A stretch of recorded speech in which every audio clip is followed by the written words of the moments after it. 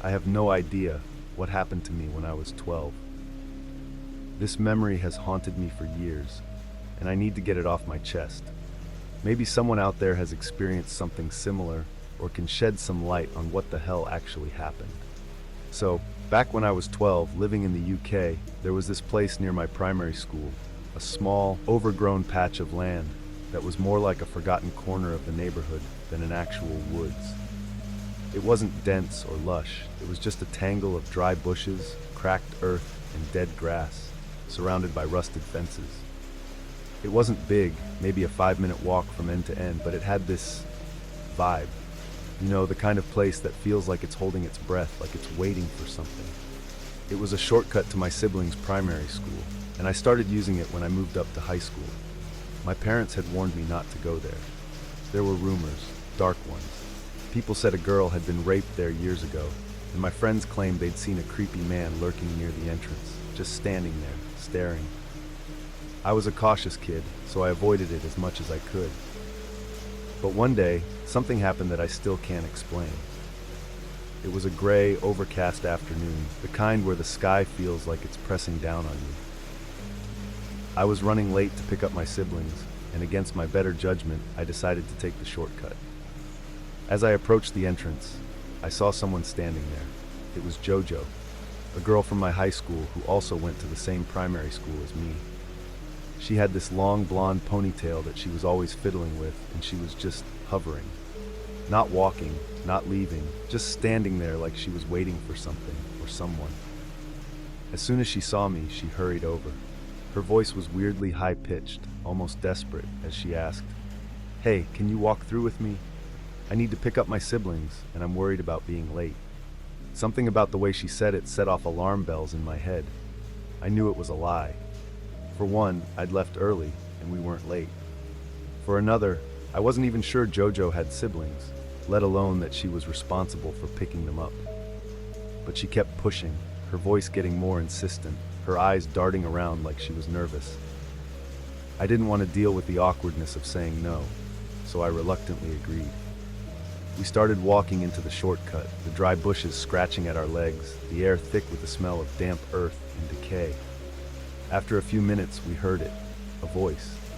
It was faint and croaky, like someone trying to sound weak or injured. "Help, help me." I froze. There was something off about it.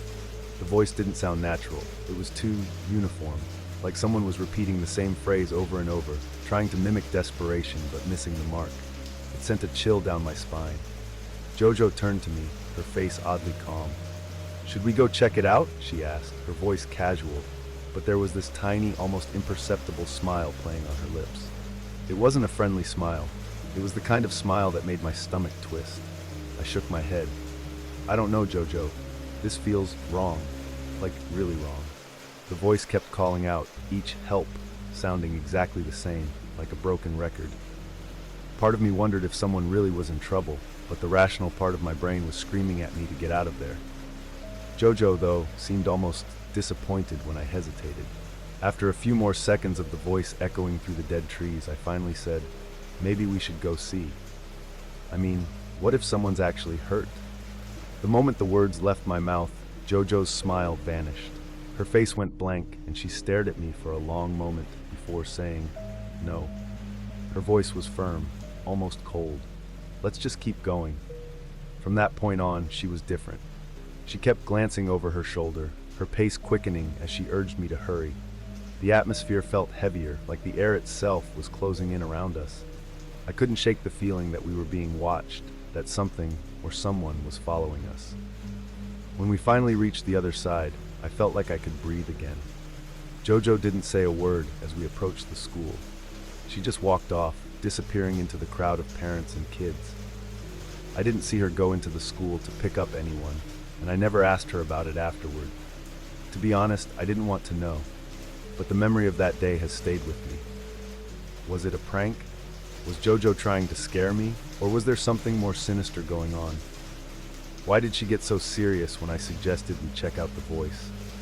And why did she keep looking behind us like she was expecting something to be there? I've gone over it 1,000 times in my head, and I still don't have answers. All I know is that something about that day felt wrong. Like we were part of something we weren't supposed to see, or like we narrowly avoided something terrible. Has anyone else experienced something like this? Does anyone know what the hell might have happened? I need to know if I'm overthinking this or if there's something darker behind it. Please, if you have any ideas, let me know. Juvenile murderer. In December 1987, I was living in Marshfield, Wisconsin, a small town where nothing much ever happened. The kind of place where you could leave your doors unlocked and your windows open on summer nights without a second thought. But that December, something happened that would forever change the way I saw the world and the people in it. I was 20 years old, working 2 jobs to make ends meet, and perpetually exhausted. My apartment was a revolving door of roommates and acquaintances, most of whom were as broke and tired as I was.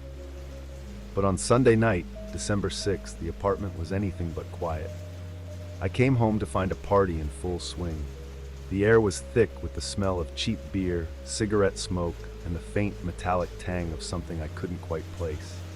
Most of the people there were underage, their faces flushed with alcohol and the thrill of rebellion. I was too tired to care. I grabbed a beer from the fridge and sat in the corner, watching the chaos unfold. The cops showed up around midnight. The moment the flashing blue lights lit up the living room, the place emptied like a sinking ship.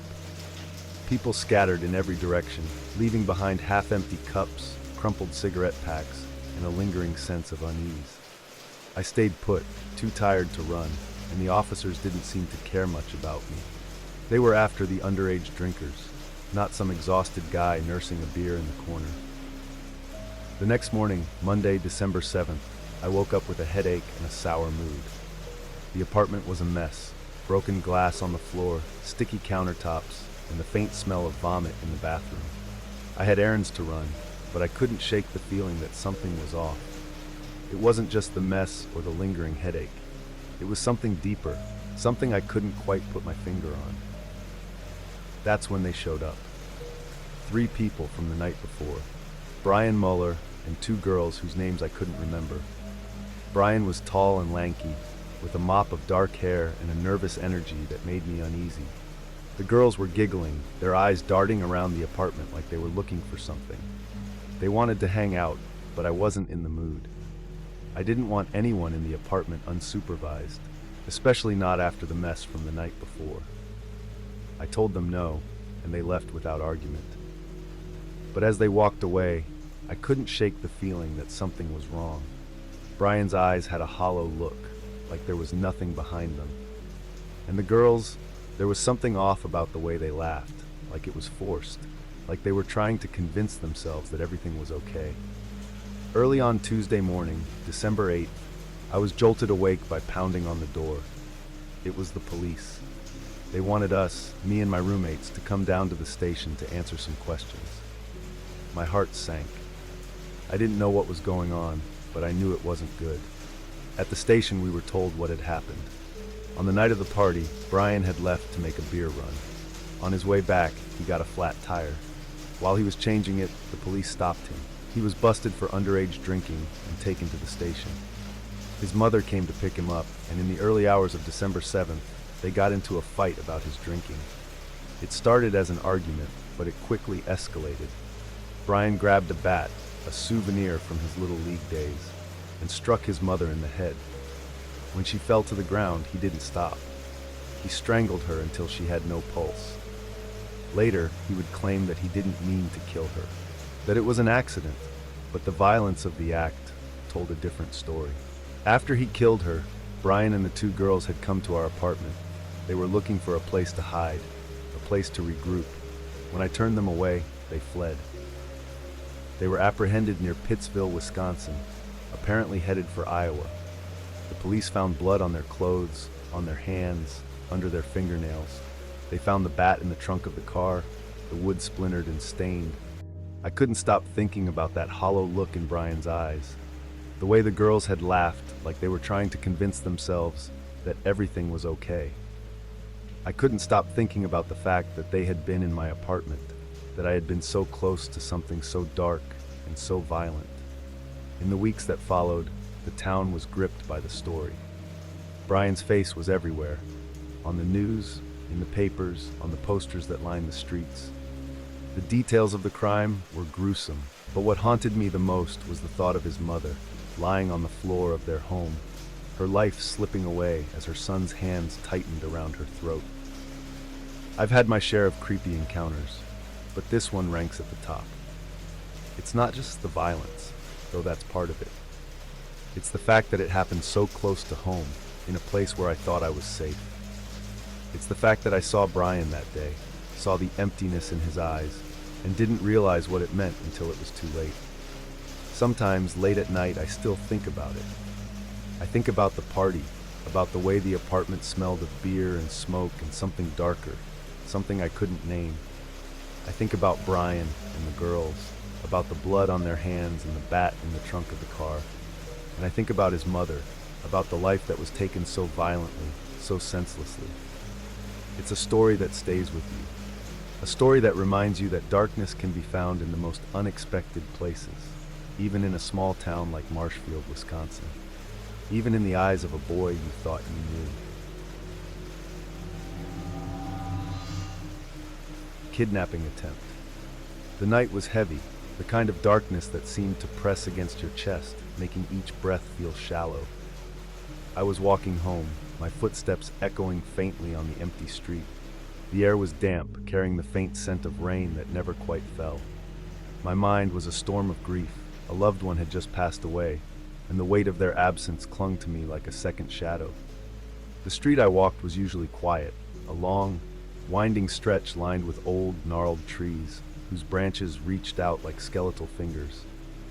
It was a romantic street in the daylight, but at night, it felt like a different world. One where the silence was too loud, and the shadows seemed to move when you weren't looking.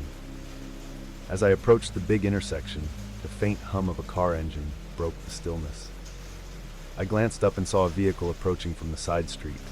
A Renault or a Peugeot, one of those boxy vans with a spacious back, the kind used by people who sell things or haul equipment.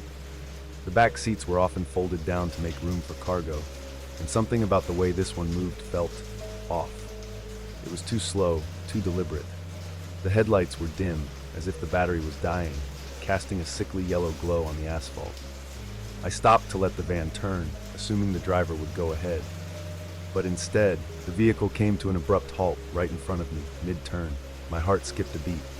The driver's side was facing me, but the interior was too dark to make out his features. All I could see was the faint outline of his hands gripping the wheel, his head tilted slightly in my direction. He wasn't moving, he wasn't speaking. He just stared. 5 seconds passed, 10. The silence was deafening. My mind raced. Maybe he's lost. Maybe he needs directions. But why hadn't he rolled down the window? Why hadn't he said anything? The van's engine idled, a low, guttural growl that seemed to vibrate through the ground beneath my feet. I took a cautious step back, my instincts screaming at me to put distance between myself and the vehicle. As soon as I moved, the van lurched backward, its tires screeching against the pavement. The driver twisted the wheel, turning the van to face the direction I was retreating toward. My breath caught in my throat. He's following me. I froze, my heart pounding so hard I could feel it in my temples. Then, acting on pure adrenaline, I switched directions, stepping forward again. The van mirrored my movement, reversing and turning once more to block my path. That's when I noticed it. The back left door was slightly ajar, hanging open like a gaping mouth. My stomach churned. What's in there? What does he want? Panic surged through me, sharp and electric. I glanced over my shoulder and saw another car approaching from behind, its headlights cutting through the darkness like twin beams of hope. But relief was short-lived.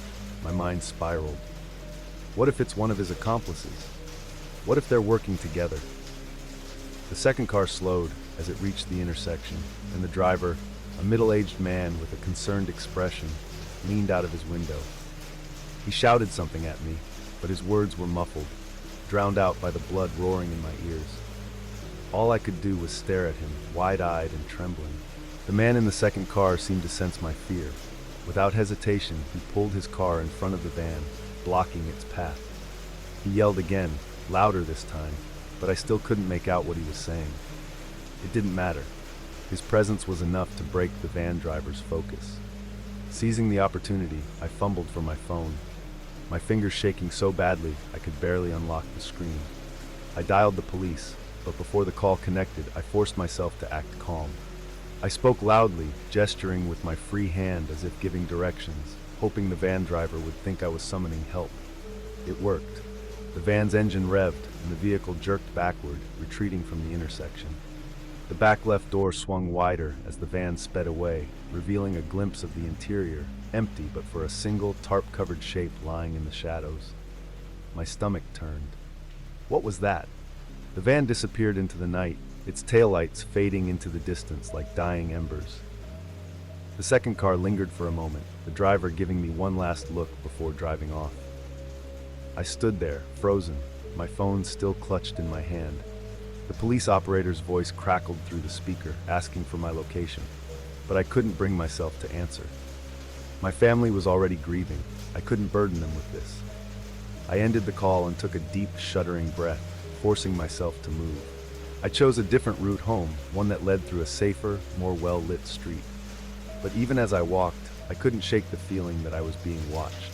The trees seemed to lean closer, their branches twisting into grotesque shapes. Every shadow felt alive, every sound a potential threat.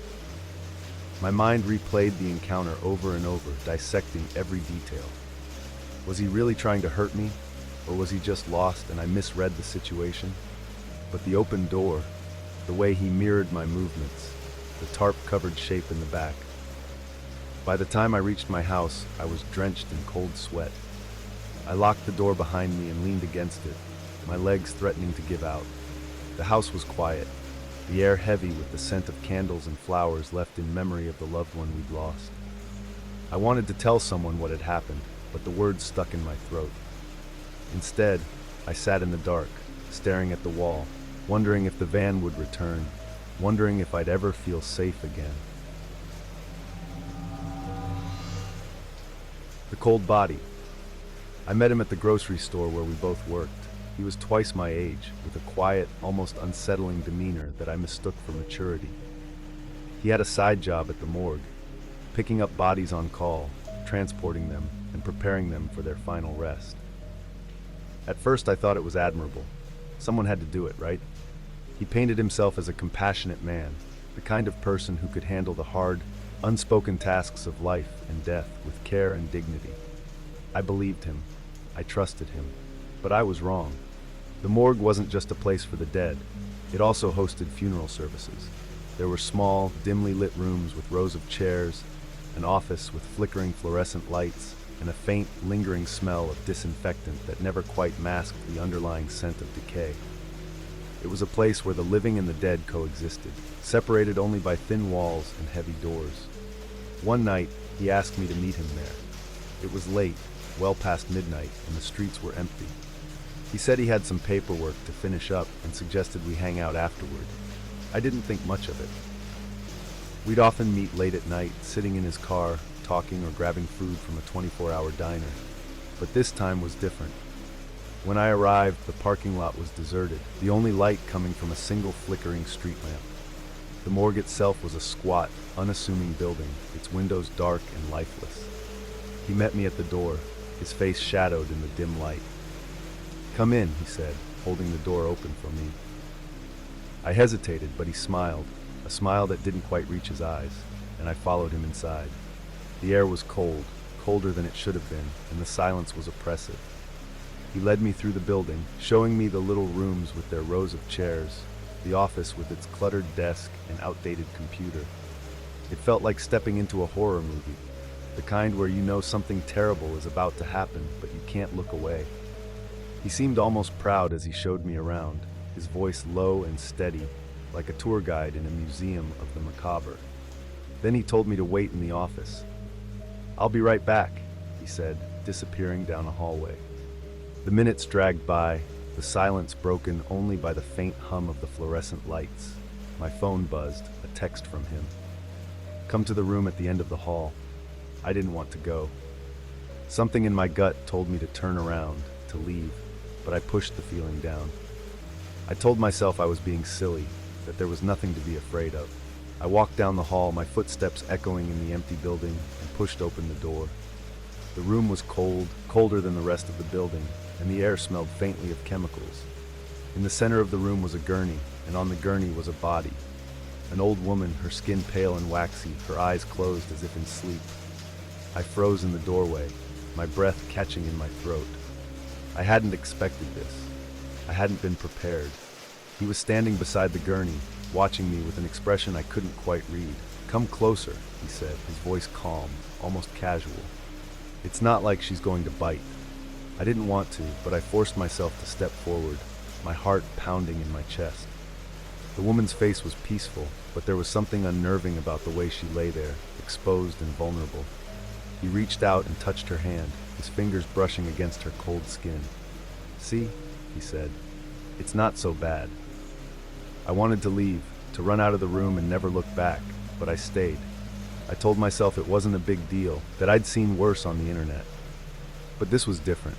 This was real. He finished whatever he was doing and led me to the freezer. The door creaked as he opened it, revealing a room filled with body bags, their shapes indistinct in the cold, dim light. Only one was unzipped, the face of another corpse visible through the opening. He pointed to the oven in the corner, the one used for cremations. "That's where they go," he said, his voice almost reverent, "where they're reduced to ash." I felt numb, disconnected from my body, as if I were watching the scene from a distance.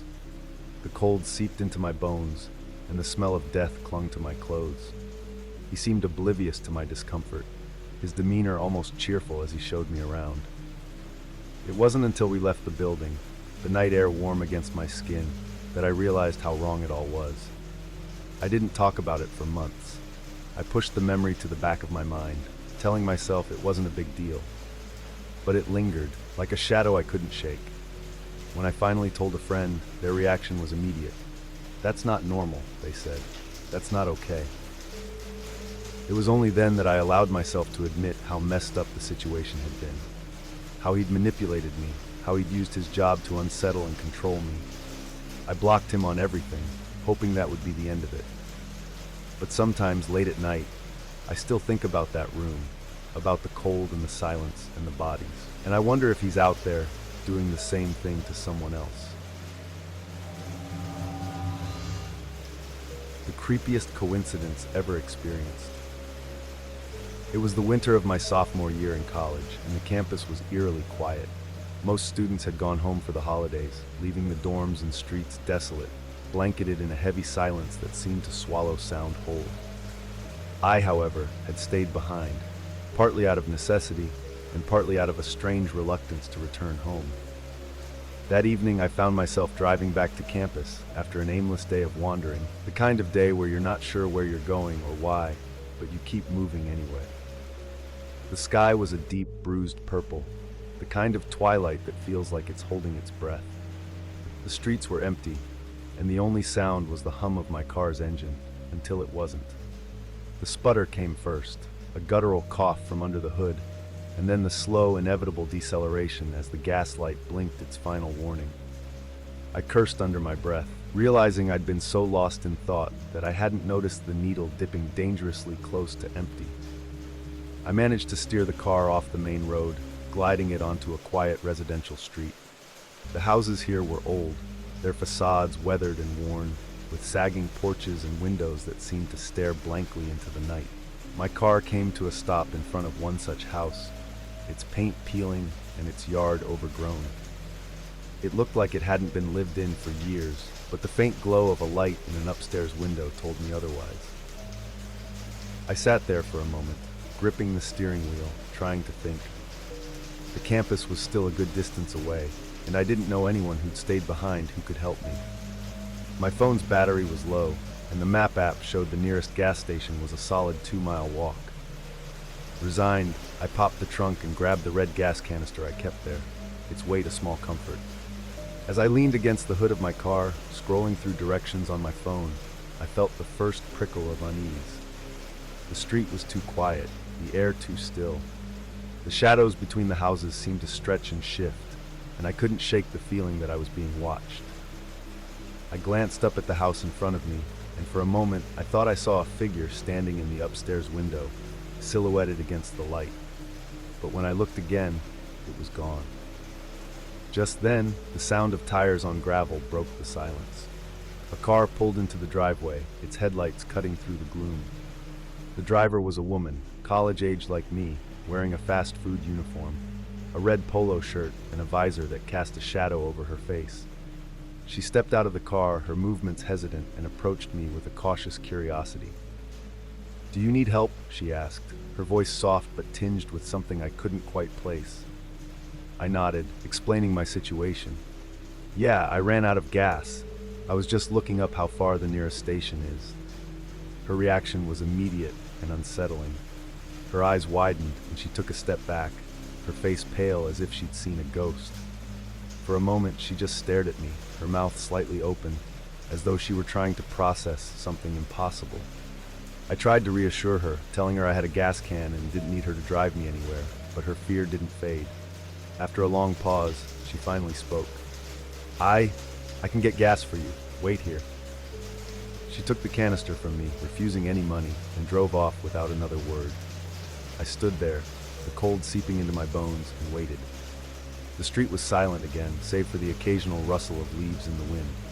I couldn't shake the feeling that something was off, that this entire situation was teetering on the edge of something I didn't understand. When she returned, she handed me the filled gas canister, her hands trembling slightly. She hesitated, her eyes darting to the house behind me and then back to my face. "Do you want to hear something weird?" she asked suddenly, her voice barely above a whisper. I nodded, my curiosity piqued despite the growing sense of dread. "Today at work," she began, "I got this prank call. But it wasn't like any prank call I've ever gotten before. The guy on the other end, he just kept asking me, over and over, 'Have you ever run out of gas?'" Her words hung in the air, heavy and suffocating. We both stood there, the weight of the coincidence pressing down on us. The street seemed to grow darker, the shadows deeper, as if the night itself were closing in. "Thanks for the gas," I finally managed to say, my voice shaky. She nodded, still looking at me with that same haunted expression. "Take care," she replied, before turning and walking quickly back to her car. As I filled my tank and drove away, I couldn't shake the feeling that something had shifted, that I'd brushed up against something inexplicable. To this day, I don't know who made that prank call or why, but every time I think about it, I'm reminded of that empty street, that crumbling house, and the look on that woman's face, like she'd seen something she wasn't supposed to. And sometimes, late at night, I wonder if that house was really empty after all. The iced coffee man. It's been years since it happened, but the memory of that day still lingers in my mind like a shadow I can't shake. I'm a 37-year-old woman who works at a grocery store, and at the time of the incident, I was in my early 30s. I've always looked younger than my age, which, unfortunately, has led to unwanted attention from time to time. Back then, I was primarily a cashier, stationed at the self-checkout area. There were 3 self-checkout stations at the store, though the third one, the one where it all happened, is no longer there. It was tucked away in a secluded corner near the deli, far from the bustling main aisles. The area around the third self-checkout was quiet, almost too quiet. It was near a small dining section where customers could buy prepared food, mostly fried chicken, sides, and at the time, pizza and salads from the now removed hot bar and salad bar. The dining area had a few tables and chairs, but by 2 p.m., the lunch rush was over, and the place was usually deserted. That day, I was stationed at the self-checkout as usual, with nothing much to do. I'd already cleaned the dining area, wiped down the tables, swept the floor, and emptied the trash. The store felt eerily empty, the fluorescent lights humming faintly overhead. That's when I noticed him. He was a young man, maybe in his mid-20s, with long, stringy blonde hair that hung limply around his face. He was carrying an iced coffee, the kind we sold at the store, but he wasn't drinking it. Instead, he was just walking around, aimlessly, like he was waiting for something, or someone. He didn't pick up any products or browse the shelves. He didn't buy any food or sit down to eat. He just wandered, his movements slow and deliberate, as if he were studying the layout of the store. At first, I didn't think much of it. Maybe he was waiting for someone, or maybe he was just killing time. But then, without warning, he walked up to me at the self-checkout attendant station. He didn't say hello or offer any kind of greeting. He just stood there, staring at me with these hollow, almost lifeless eyes and asked, "Do you know the statistics on domestic terrorism in this country?" The question hit me like a punch to the gut. It was so bizarre, so out of place that I could only stammer, "No." He didn't react. He just nodded slowly, as if my answer confirmed something for him, and then he walked away, still carrying that iced coffee. I tried to brush it off, telling myself he was just some weird guy with poor social skills. But he didn't leave. He kept wandering around the area, circling the dining tables, pacing near the deli, always within sight, but never interacting with anyone or anything. Every so often, he'd glance at me, his expression unreadable. It was unsettling, but I told myself I was overreacting. Then he came back. This time, he didn't ask a question. Instead, he picked up the broom I'd used to sweep the floor earlier and started sweeping, his movements slow and mechanical, like he was performing some kind of ritual. My stomach churned as I watched him. I walked over and took the broom from him, trying to keep my voice steady as I said, "I've got it, thanks." He didn't say a word. He just stared at me, his face blank, before turning and walking away again. By now, my nerves were frayed. The area was still empty, and the silence felt oppressive. I tried to busy myself with tasks, anything to avoid standing still, but I could feel his eyes on me. Every time I looked up, he was there, watching me from a distance, that iced coffee still in his hand. He wasn't shopping. He wasn't eating. He wasn't doing anything except following me with his gaze. The final straw came when I needed to use the restroom. The employee restroom was nearby, just past the dining area, and I figured I'd be quick. But as I walked toward the bathroom, I felt a chill run down my spine. I glanced over my shoulder and saw him standing at the entrance to the restroom area, just watching me. His expression was blank, but there was something in his eyes, something cold and calculating. I hurried into the bathroom and locked the door behind me, my heart pounding. I stayed in there for what felt like an eternity, listening for any sound outside the door. When I finally worked up the courage to leave, he was gone. The dining area was empty, the self-checkout station deserted. I didn't see him again that day, but the encounter left me shaken. After that, I asked my managers to move me to the self-checkout up front, where there were always people around. They agreed, and I never had to work in that secluded corner again. But I couldn't shake the feeling that he was still out there, somewhere, watching and waiting. I never saw the iced coffee man again, but I still think about him sometimes. Who was he? What did he want? And why did he ask me that question about domestic terrorism? The whole thing was so strange, so unnerving, that it stayed with me all these years. Sometimes when I'm alone in the store late at night, I'll catch myself glancing over my shoulder, half expecting to see him standing there, that iced coffee in his hand, staring at me with those hollow eyes.